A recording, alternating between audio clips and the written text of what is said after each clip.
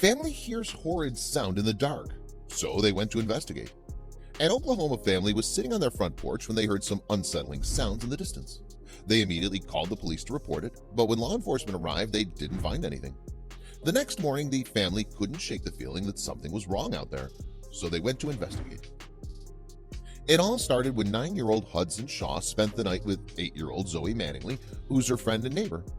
Zoe's mom, Tara Mattingly, decided to take the two girls for a ride in the car. "I knew that she liked to take drives a lot because she'd mentioned that to me," said Hudson's mom, Dawn Shaw. As they were driving along, the silence of that Sunday night was interrupted by the rumbling of a motorcycle flying down the road at high speeds. Seconds later, a loud screech pierced the air, followed by an earth-shattering crash. The Boyce family heard the sounds and was sure it was a collision, and by the sound of things, there were likely no survivors. "We hear this loud screech, a big crash, and we knew we'd heard an accident," Ryan Boyce said.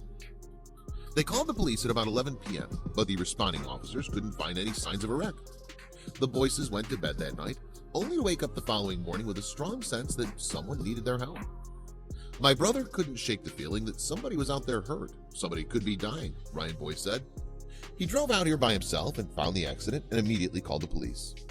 The family found a small, flipped car located 100 feet from the road in a densely wooded area.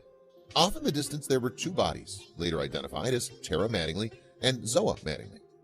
But the family's work didn't end with this tragic discovery. The Boyces called officers to come back to the scene that no one could find in the darkness the night before, and that's when softer sounds were heard coming from the location of the wreckage. Hudson Shaw had remarkably survived the massive crash and was found alert and able to talk to paramedics, who removed her from the scene and rushed her to OU Children's Hospital in serious condition, KFOR reported.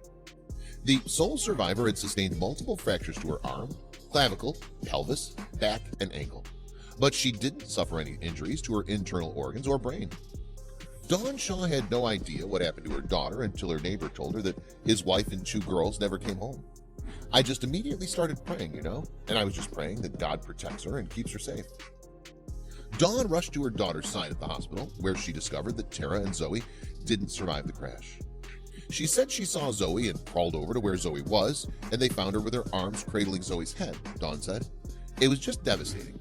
I just couldn't. I just kind of broke down at that point because I realized how lucky I was to have her still here. Very lucky, very blessed," she said about her daughter's miraculous survival.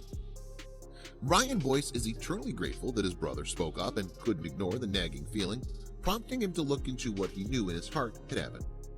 "They could still be laying out there, and that little girl may be dead now," Ryan said with gratitude.